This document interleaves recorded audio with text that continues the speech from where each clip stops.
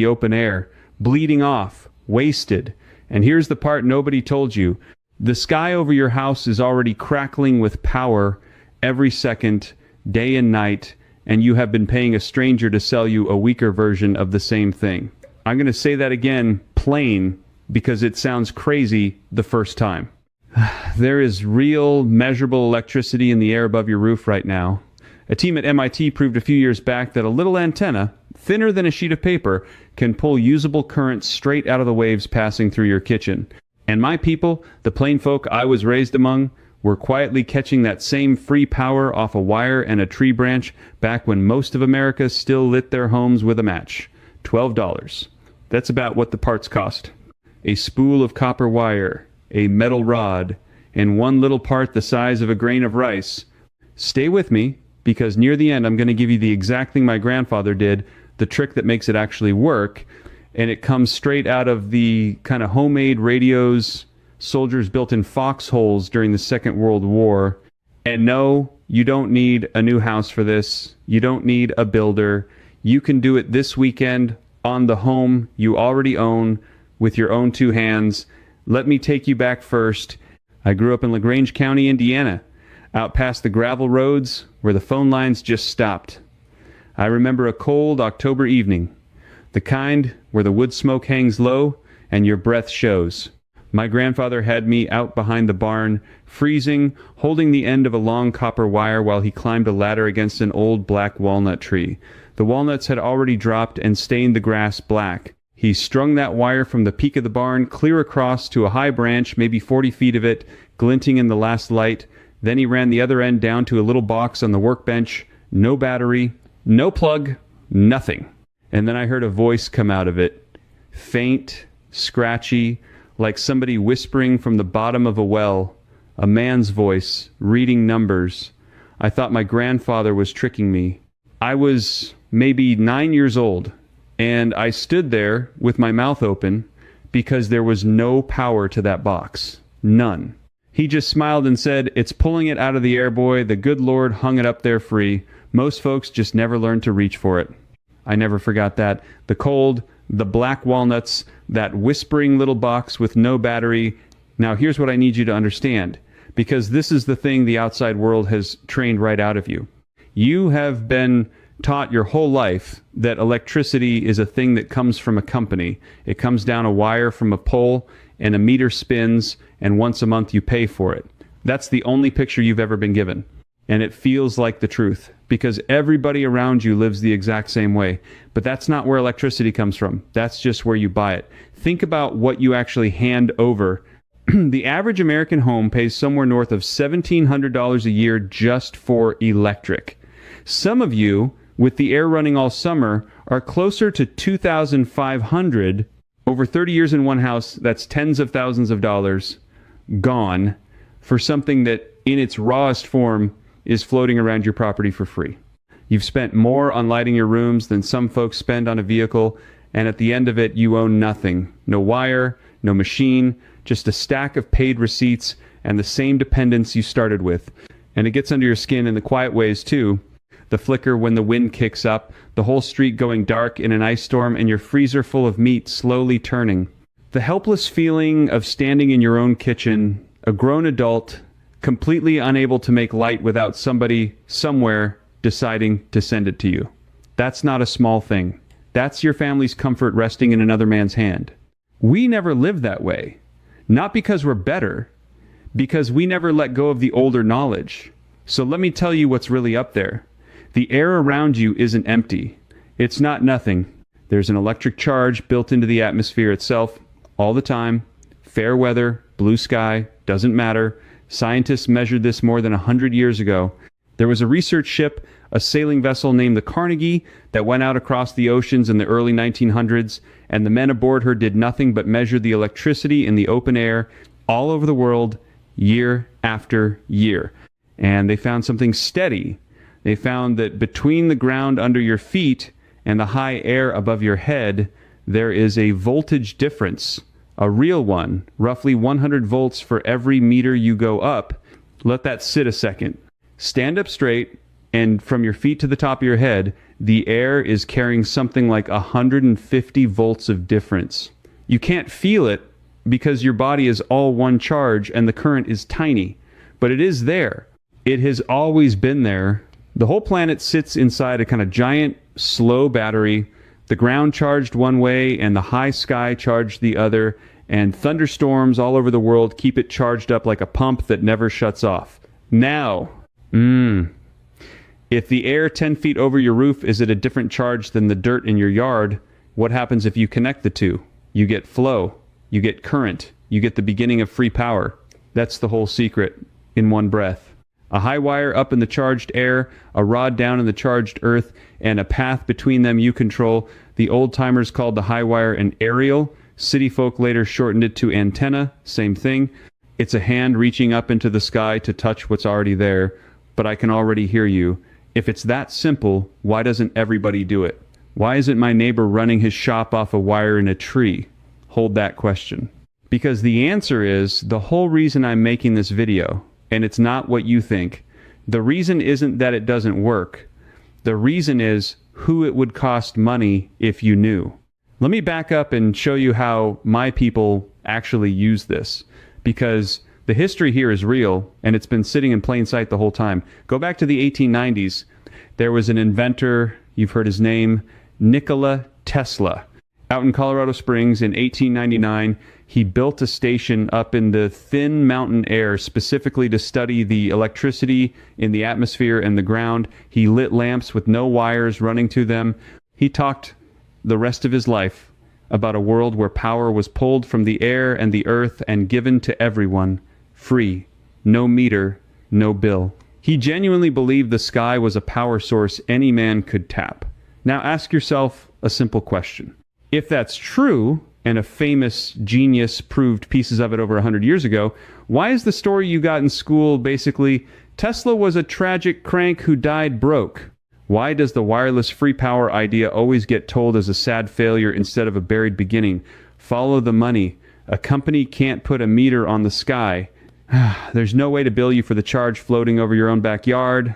The entire business of selling you electricity depends completely on the power coming from one central place that they own, down wires that they own, through a meter that they read. The moment regular people start reaching up and pulling even a little of their own, that whole arrangement starts to crack. I'm not telling you there's a man in a vault hiding a single secret paper. It's simpler and colder than that. It's just incentive. Nobody buries the truth on purpose. They just never, ever have a reason to teach it to you. And 100 years of that adds up to a whole country that genuinely believes electricity can only come from a company. We didn't get that schooling. So we kept doing the old thing. Here's the next layer. And this is where it stops being a curiosity and starts being something you can hold in your hand. You don't only have that slow atmospheric charge up there. You've also got radio waves. They are everywhere. Right now, passing through your body, through your walls, through the glass in your window, there are radio waves from towers, from stations, from 100 sources you never think about. And radio waves are electricity. They're energy moving. That's not a theory. That's how a radio works in the first place. The waves carry power, and the right kind of antenna catches it. This is the part that knocked me flat when I finally understood it as a grown man. There used to be a kind of radio that needed no battery at all. None. They called it a crystal radio, and before that, on the farms, just a ground radio. My grandfather's whispering box. It worked on nothing but the power it caught from the air with that long aerial wire and a good ground rod. The radio waves coming in off the antenna were strong enough, all by themselves, to wiggle a little earpiece and make sound you could hear, free, forever.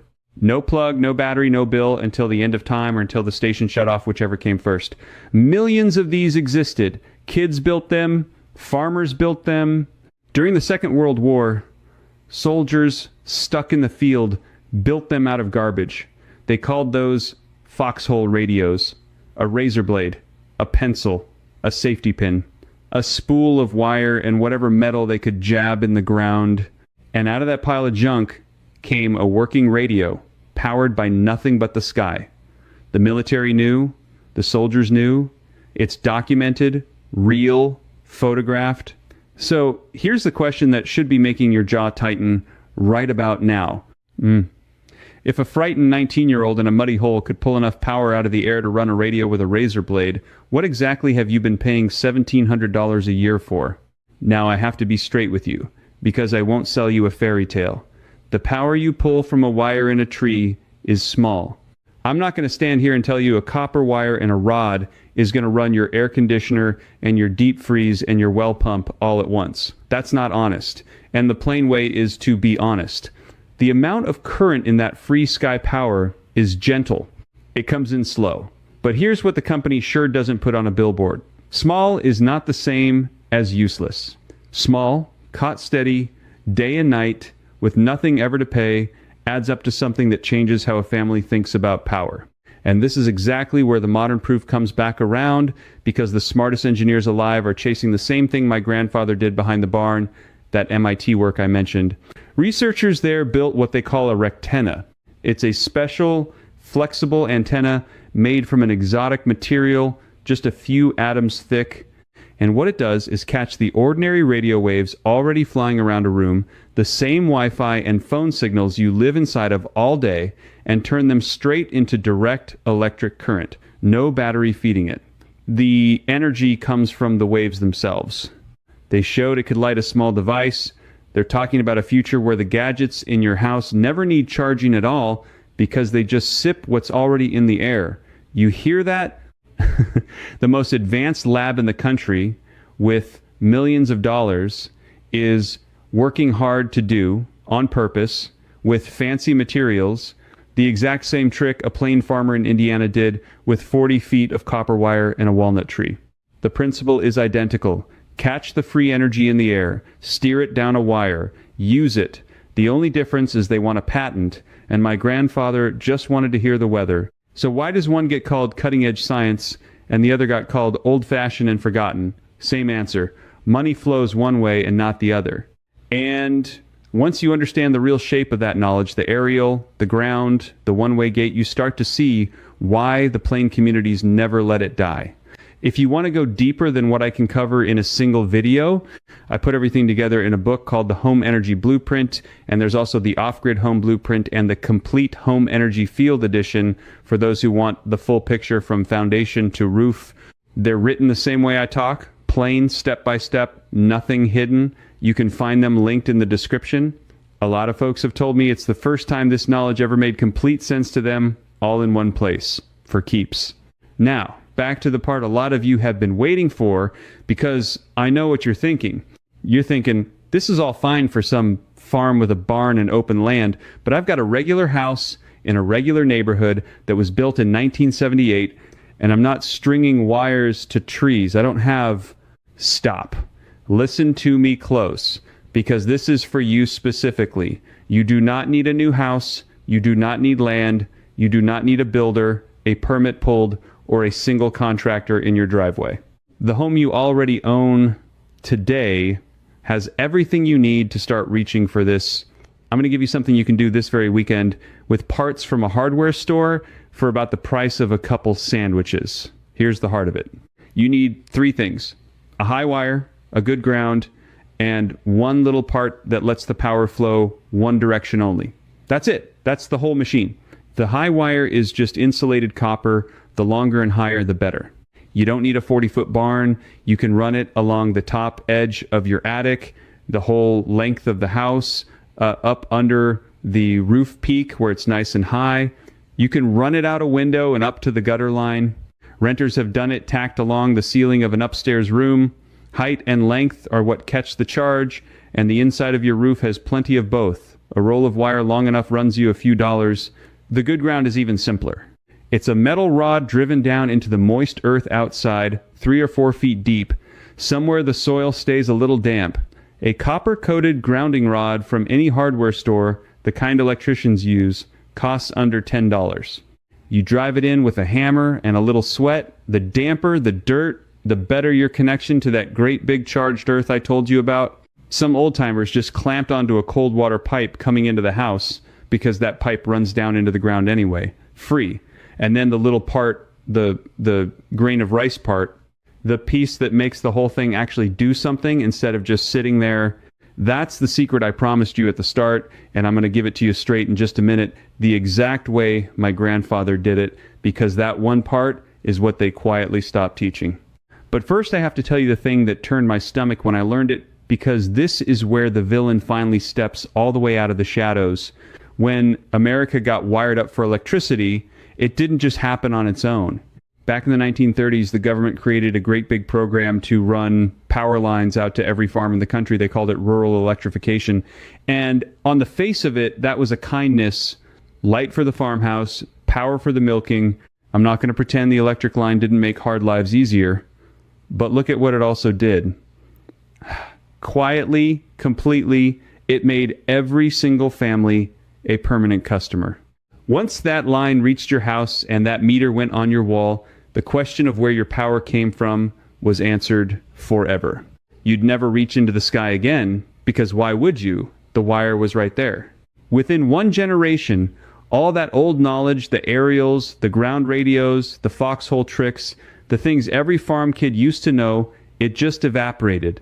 Not banned, not burned, just made to seem pointless. And nothing dies faster than a skill people decide they don't need. My people, the plain communities, we sat that whole thing out. We watched the wires march across the countryside and we said, no thank you, we'll keep our independence. And everybody called us backward for it. Backward. Sitting on knowledge, the smartest labs in the world are now trying to reinvent. That's the part that ought to make you a little angry, in the good way. The way that makes a man go to the hardware store on a Saturday. Now, here's where I have to mention the fences they put up, the ones I told you we'd get to. Once you start reading about doing this, you'll run into a wall of people telling you that you can't, that it's against code, that you need a licensed electrician, that the power company has rules about what you connect, and some of that, the part about tying anything into your home's main wiring, into the breaker box, into the wall outlets. Yes, you leave that alone unless you've got a professional. I mean that I'm not telling you to fool with the wiring in your walls. That's how houses burn and people get hurt. The plain way is never the reckless way. But notice the trick that got played on you. They took something simple and safe, a wire-catching free charge, into its own little separate setup, and they let it get lumped in with the dangerous stuff so that the whole idea feels forbidden and complicated and not worth touching, and so you don't touch it. None of us were supposed to. A standalone aerial and ground feeding its own little device, sitting completely separate from your house current, harming nothing, that's the thing they let you forget was ever even allowed. It was so common, a child did it for a school project. Now it sounds like sorcery, so let's bring it home. Let me give you the finale. Let me give you the exact thing. The little grain of rice part is called a diode. A diode is a one-way gate for electricity. It lets current pass one direction and blocks it the other.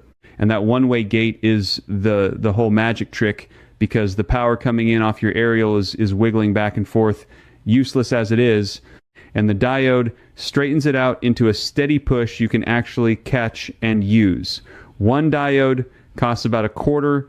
You can buy a little bag of them for a couple dollars and have spares for the rest of your life. Here's the part my grandfather knew that the books leave out, and here's the part those wartime soldiers knew in their muddy holes. You don't even need a store-bought diode. The first diodes weren't bought. They were found. My grandfather, when his store-bought part failed one winter and the roads were snowed shut, made a new one out of a chunk of coal-like mineral and a thin, stiff wire he called a cat's whisker. He touched that fine wire to just the right speck on the surface of the mineral, hunting for the sweet spot, and when he found it, the voice came back into the box. That contact, a sharp metal point touching a certain kind of crystal, is a one-way gate all by itself. That's literally why they called it a crystal radio. The crystal was the diode, and the foxhole boys, with no crystal and no store, found that a blue rusted razor blade, the bluing being a thin coating on the steel, touched with the point of a pencil lead or a safety pin, makes that exact same one-way gate. A razor blade and a pencil. That's a working diode. That's free power's missing piece sitting in a desk drawer in your house right now. So here is the whole thing, start to finish, that you can build this weekend completely separate from your home's wiring, harming nothing. Run your long copper wire, your aerial, as high and as long as you can manage, up in the attic, along the peak, or out to the gutter. Drive your grounding rod into damp earth outside, or clamp to your cold water pipe. Bring both leads into a board on your workbench. Connect the aerial to one side of your diode, the little one-way gate, whether it's a bought one or your own razor blade and pencil point version. From the other side of the diode, your steadied current comes out. Tie your ground to the return side. And across that output, you put whatever small thing you want to feed, an old high-resistance earpiece to hear the air, the way I first did, or a tiny light, or a small storage part that fills up slow and holds the charge. That's it. That's the $12 antenna that pulls power from the sky. Copper, a rod, and a one-way gate. The same shape MIT is chasing with materials a few atoms thick. The same shape a scared kid built in a war. The same shape my grandfather strung up between a barn and a black walnut tree on a cold October night while I stood there freezing and amazed. Now let me be the honest neighbor again, because I'd rather you trust me than buy a dream. What you'll catch the first time is small. With a good long high aerial and a deep wet ground, in a place near broadcast towers, plenty of folks pull enough to clearly run that earpiece off nothing but the air, day and night, forever. Push it bigger, longer wire, better ground, and you start catching enough of that steady atmospheric charge to trickle into a little storage cell over hours and days. It is slow, it is gentle, it is also completely, permanently free, and it is yours, and no meter on this earth can read it. And once you've felt it, once you've held the thing that makes power out of empty air with no wire to any company, something changes in how you see that bill on your counter. You stop seeing electricity as a thing you're allowed to have. You start seeing it as a thing that's been all around you the whole time, and the only thing that was ever missing was the reaching. That's what they took from us, not the power. The power's still up there, same as the day the Carnegie measured it out on the open ocean. What they took was the simple knowing that you were ever allowed to reach for it yourself.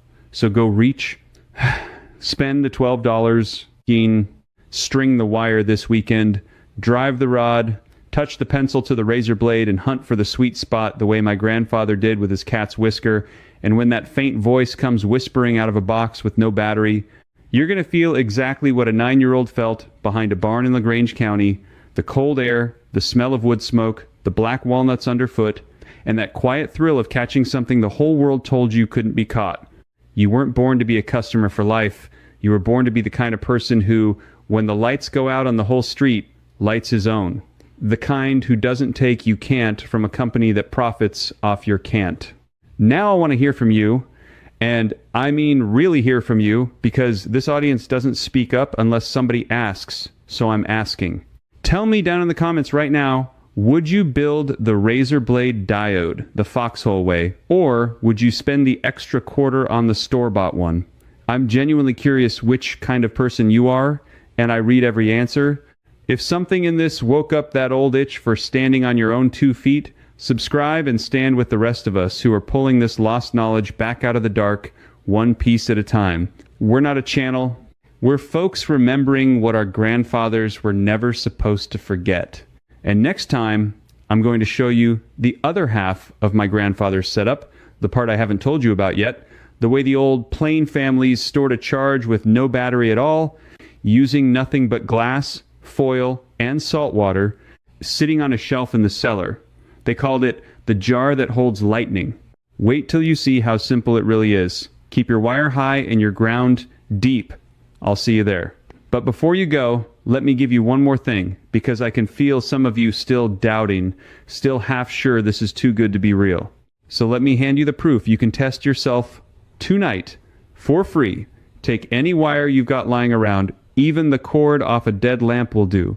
Strip one end, touch it to a metal water pipe, and hold the other end near the antenna jack on an old radio if you've still got one in the garage. Watch how the signal jumps. That little surge of clarity, that's the air feeding the set through your makeshift aerial. You just caught sky power with junk from a drawer. No bill, no permission. That's the whole thing in miniature. And once you've seen it work with your own eyes, You'll never again believe a man who tells you the only electricity in the world comes down a pole. And here's the thing the old folks knew about timing too that I almost forgot to tell you. The charge in the air isn't the same all day. It's strongest in the cold, dry hours, early morning, and after dark, when the ground gives up its heat and the difference between earth and sky stretches wide. My grandfather always listened to his box best at dusk, and now I know why.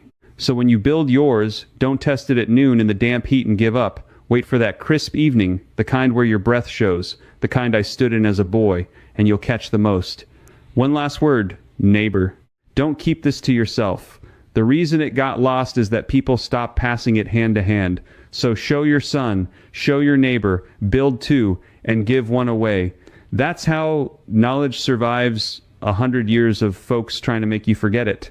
Not in a book on a shelf, in a wire strung between two hands that care enough to teach the next pair. The sky's been free this whole time. Go take your share of it. Keep your wire high and your ground deep. I'll see you there. That foxhole antenna build is exactly where I pick up next inside the Old Ways workshop. I walk you through the whole thing, step by step, and you can ask me your own questions right there. I answer you myself, not some machine. You belong here with builders just like you. Just point your phone's camera at the code on your screen. You can cancel anytime, one click. Come join me.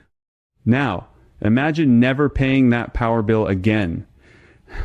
The next video shows you a simple $18 Amish roof device that quietly makes free electricity year after year. It's starting right here. Let's watch it together.